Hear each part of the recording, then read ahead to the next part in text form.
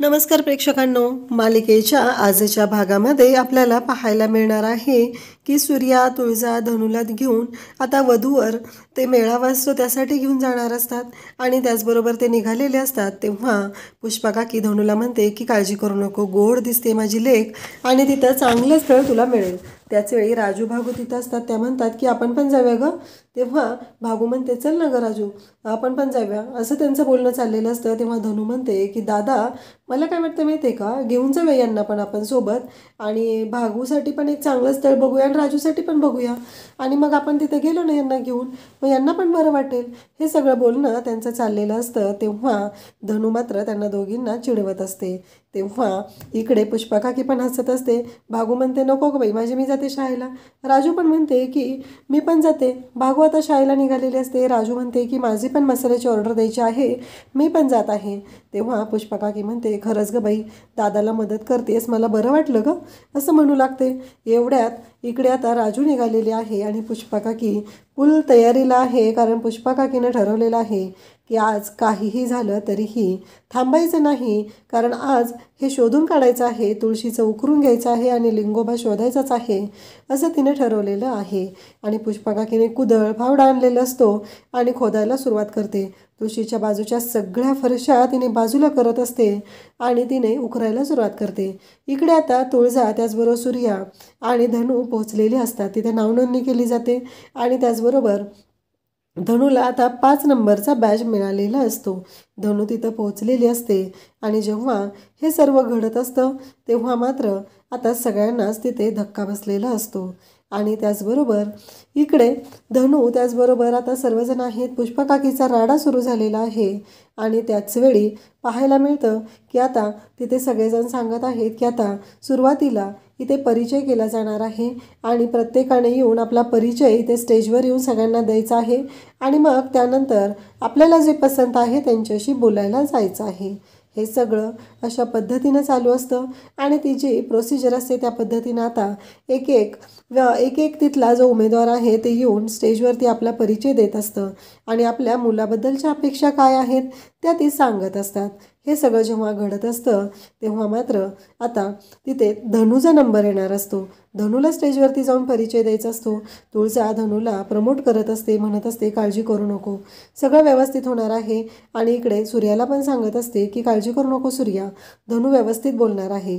धनु स्टेजवर जाते, I am धनु असं म्हणते आणि त्याचबरोबर ती पुन्हा म्हणू लागते की आय एम गुळुम, म्हणजे मी गुळुम गावची आहे आणि धनु बोलायची बंदच होते.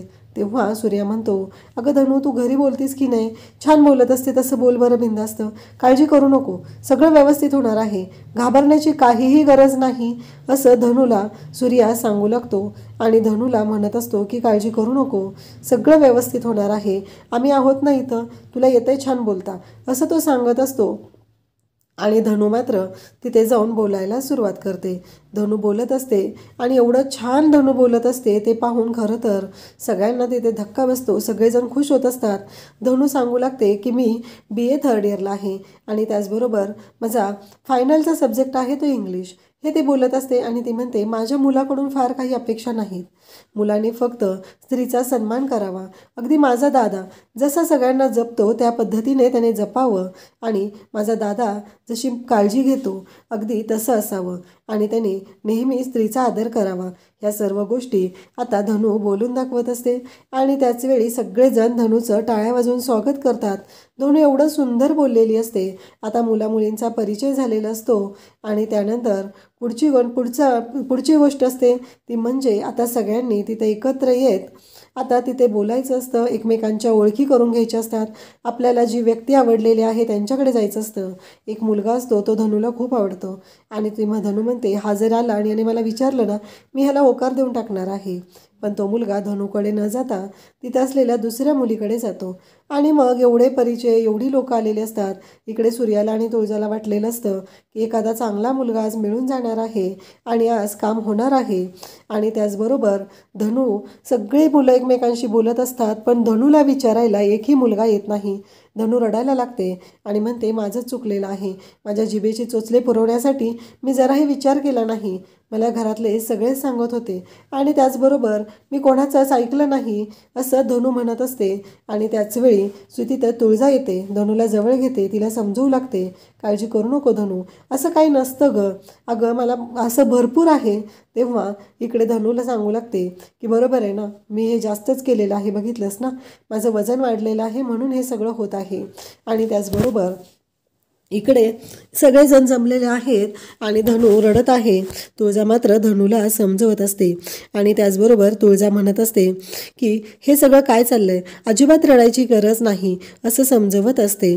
आणि इकडे पाहायला मिळतं की पुष्पा काकी आता घरात असते आणि पुष्पा काकीचा हा जो गोंधळ चाललेला असतो त्यावेळेस नेमका सूर्याचा बाबा तिथे येतो आणि तो म्हणू लागतो की काय चाललंय हे सगळं, काय करतेस पुष्पा तू, असं म्हणून तो ओरडत असतो. आणि त्याचबरोबर इकडे पुष्पा काकीला म्हणत असतो की मला जेवायला दे, सगळे कुठे गेलेले आहेत.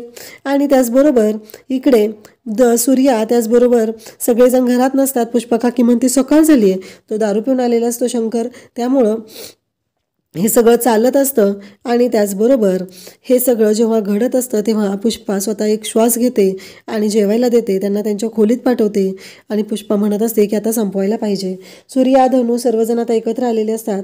सूर्या म्हणत असतो इकडे हे जे काय चाललेलं आहे ते मला पटलेलं नाही, पण मला काय वाटतं धनु माहिती आहे का, तिथं अनाऊन्समेंट होते की सगळ्यांनी भोजनाचा आनंद घ्यावा आणि त्यानंतर बाकीच्या गोष्टी होतील. आणि इकडे हे बोलणं सुरू असतं आणि त्याच वेळी आता सूर्या म्हणतो मला काय वाटतंय धनु माहिती आहे का, मुलगा तर मनासारखा नाही मिळणार, पण मला काय वाटतं माहिती आहे का, आपण जेवण तरी जेवून जाऊया. तर तुळजा म्हणते तुम्ही बहीण भावंड खरंच अशक्त आहात. आणि मग तिघजण जेवतात आणि घरी निघालेले असतात, रिक्षात बसून निघालेले असतात, विचार करत असतात. तुळजा म्हणत असते की आता आपण पोहोचतच आहे. सूर्या म्हणतो मी काकीला फोन करून सांगतो. धनु म्हणालेली असते की मला जाताना आईस्क्रीम पण खायचं आहे, मग धनुसाठी आईस्क्रीम घेतलेलं असतं. आणि तेवढ्यातच आता सूर्याचा फोन येतो. पुष्पा काकी तर थकून झोपलेली असते तिथेच त्या मातीच्या ढिगाऱ्यामध्ये. आणि तेव्हा मात्र आता पुष्पा काकीला फोन आल्यानंतर पुष्पा काकी हादरते आणि सूर्या म्हणतो की आम्ही काहीच वेळात पोहोचत आहे. पुष्पा काकी म्हणते आता काय करू, हे सगळं तर मला करावं लागणार आहे आणि हे सगळं जर नाही होऊ शकलं तर खूप अवघड होईल. म्हणत पुष्पा काकी आता पुन्हा उठते आणि तयारीला लागते. सूर्या त्याचबरोबर धनु तुळजा आता घराच्या जवळ पोहोचलेले असतात आणि त्याचवेळी ते घरात येतात तर त्यांना धक्का बसतो. हे सगळं काय झालंय हा प्रश्न पडलेला असतो आणि ते पाहतच राहतात. आता पुष्पा काकीने नक्की काय राडा घातलेला आहे तो आपल्याला पुढे पाहायला मिळणार आहे. अशाच अपडेटसाठी चॅनलला सबस्क्राईब करा. थँक्यू.